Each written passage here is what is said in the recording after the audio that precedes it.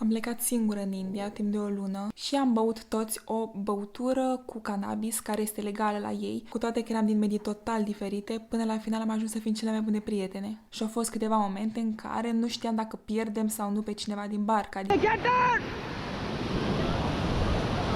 Bună, eu sunt Andra și astăzi o să vă povestesc despre experiența mea din India, cum am ajuns acolo, cum am adaptat și care au fost cele mai mișto experiențe. Eu am plecat în India în anul 2022, în luna martie, dar până să ajung în acel punct s-au întâmplat multe. Prin anul 2021 am fost la prima mea clasă de yoga în București și mi-a plăcut foarte mult, doar că în timpul acelei clase de yoga m-am gândit că mi-ar plăcea să fiu mai degrabă profesoară decât participant la clasă. Întâmplător am găsit o școală de yoga din India și știam că la un moment dat o să ajung acolo, doar că nu știam când și cum. Cert este că în acea perioadă începusem și primul meu job și toți banii pe care îi câștigam îi puneam într-un plic pe care am scris India, deci gândul meu era că la un moment dat eu o să mă duc acolo. Doar că, din nou, nu știam când și cum. Bineînțeles că după o despărțire am simțit că acum e momentul. Primul pas a fost să mă vopsesc, știți cum este după despărțire, doar că nu a funcționat. Simțeam că am nevoie de ceva mai puternic de atât, așa că am decis să mă duc în India. Doar că înainte să plec în India m-am vopsit din nou culoarea mea naturală pentru că eram prea blondă ca să mă duc în India. În acea perioadă lucrurile nu erau atât de ușoare pentru că încă era pandemie. Chiar dacă era 2022, încă erau multe restricții când era vorba de călătorit.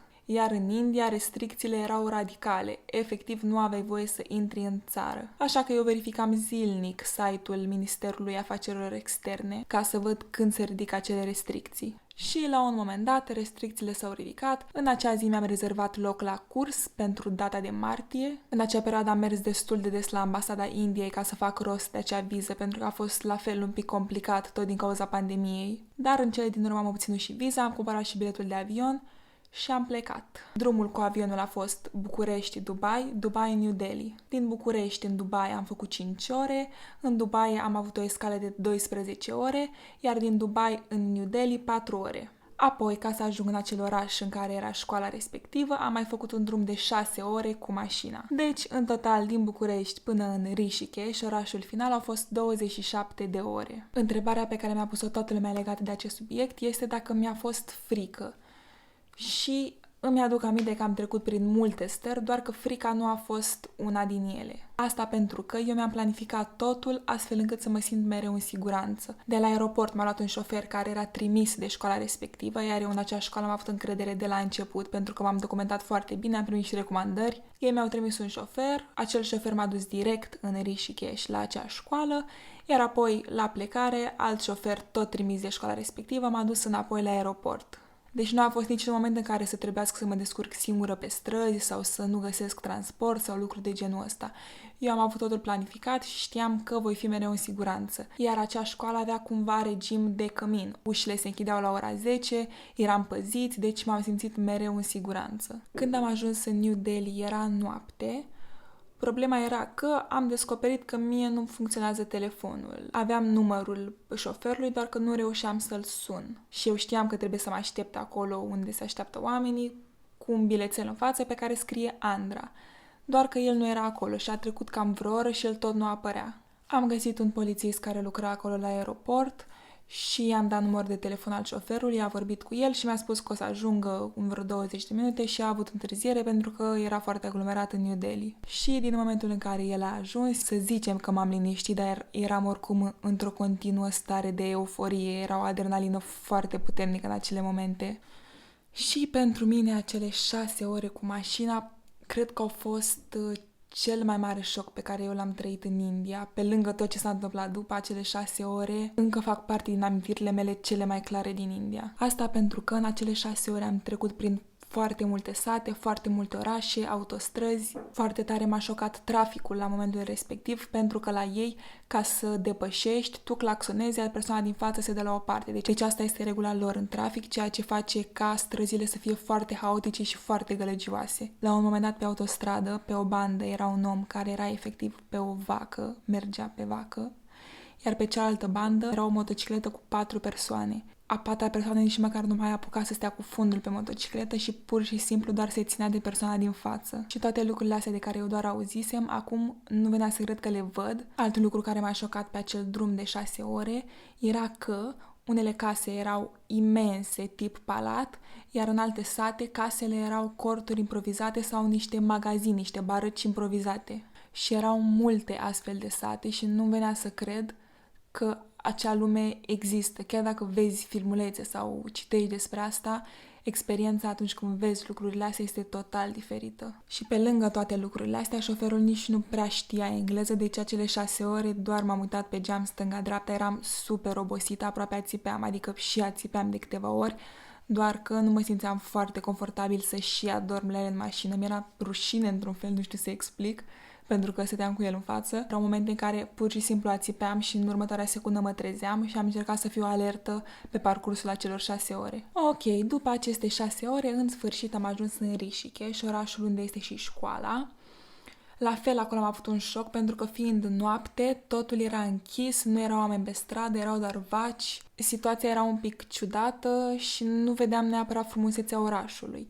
Doar că a doua zi, pe lumină, am văzut de fapt cât de frumoasă e natura acolo și alte lucruri pe care o să le povestesc mai târziu. Și am ajuns acolo, m-am băgat la somn și a doua zi a fost o ceremonie de inițiere unde am cunoscut și colegii și am trecut prin niște tradiții pe care ei le fac. Ni s-a prezentat și programul, aveam 6 cursuri pe zi, primul curs începe la 6:30 și ultimul curs se termina la ora 7 seara. La prânz aveam și o pauză de 3 ore, iar apoi școala se închidea la ora 10. Trebuia să fim în școală până în ora 10 pentru că altfel se închideau porțile și nu mai puteai să intri. Cursurile pe care le-am avut erau respirație, meditație, hatha yoga, ashtanga yoga, anatomie și filozofie. Încă din prima zi m-am împrietenit cu colega mea de cameră și am ajuns apoi să petrecem toată luna aceea împreună. Am făcut efectiv totul împreună. Și ce mi se pare interesant este că noi am crescut în medii total diferite, cu valori total diferite de viață și cu toate astea, între noi a fost o compatibilitate pe care rar am avut-o cu oamenii în această viață. Deci, cele mai multe din amintirile mele din India sunt cu ea, cu Swati, și cu toate că zilele erau aproape pline de cursuri, noi cumva găseam timp în acele pauze și după cursuri să facem zilnic activități. Deci noi zilnic am făcut ceva nou. Și pe lângă asta, chiar dacă ne trezeam în fiecare dimineață la 5:30, asta nu ne oprea să stăm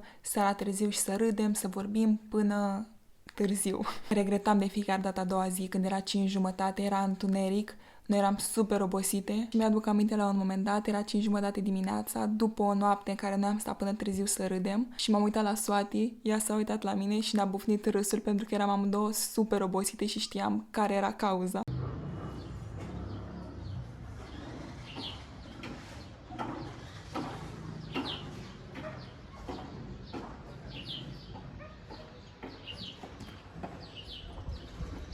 Deci, cum am spus, chiar dacă stăteam foarte mult la cursuri, cele mai multe amintiri le am din afara cursurilor. Aveam pe acea străduță unde era școala și o cafenea unde petreceam destul de mult timp cu Swati și cu ceilalți colegi, deci pot spune că m-am adaptat destul de repede și ușor și cu situația, dar și cu oamenii. Toți au fost foarte prietenoși, foarte primitori și am trecut cu ei prin toate stările. Ne-am distrat, ne-am mai și certat.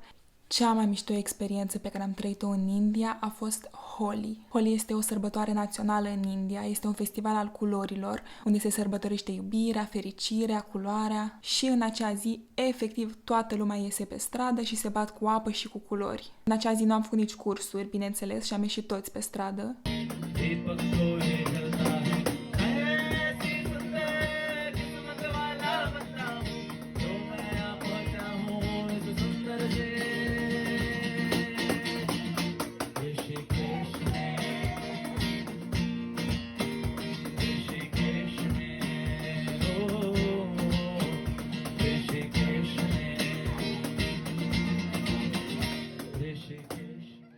Iar la finalul zilei ne-am oprit la aceeași cafenea la care stăteam și după cursuri și am băut toți o băutură cu cannabis care este legală la ei și ne-am distrat.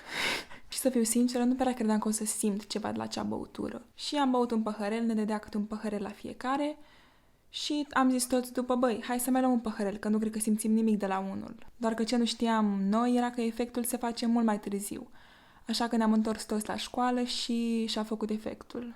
Și amuzant este faptul că noi fiind din medii total diferite, fiecare a intrat pe total alt film. Eu acum râd, doar că atunci unei fete i s-a făcut, nu neapărat că i s-a făcut rău, doar că a început să simtă prea mult de la acea băutură Și momentul interesant a avut loc când altă fată a venit să o ajute cumva să înțeleagă ceea ce simte și în acel moment am luat parte la cea mai deep conversație pe care am văzut-o vreodată în viața mea. Asta nu știu dacă e din cauza băuturii respective sau pur și simplu, dar ceva s-a întâmplat pe acel balcon ce nu am mai experimentat niciodată. Mă uitam la fata aceea care vorbea și simțeam că este o zeiță a înțelepciunii. Voiam să-mi scot carnețelul să iau notițe. Apoi a doua zi când am văzut la cursuri, cum era din nou un om normal, o altă experiență super interesantă a fost când am mers cu câțiva colegi într-o zi de duminică când aveam liber, pentru că noi cursurile le aveam de luni până sâmbătă, iar în acea duminică ne-am decis să mergem să facem rafting. Pentru cei care nu știu, pur și simplu mergi cu o barcă pe valuri foarte mari,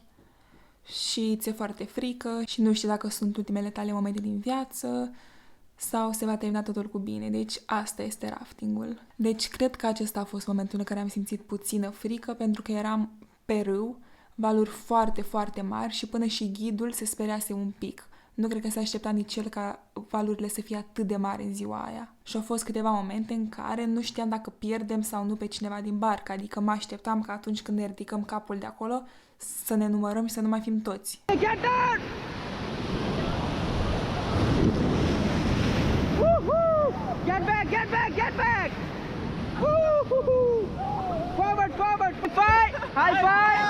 Hands on all your damn hip back! Doar că am fost toți și experiența a fost frumoasă.